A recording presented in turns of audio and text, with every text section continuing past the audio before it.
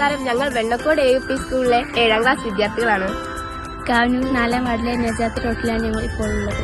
പഞ്ചായത്തിന്റെ ഭാഗമായിട്ടുള്ള മാലിന്യമുക്ത കേരളത്തിലെ സർവേ നടത്താനാണ് ഞങ്ങൾ വന്നിട്ടുള്ളത്.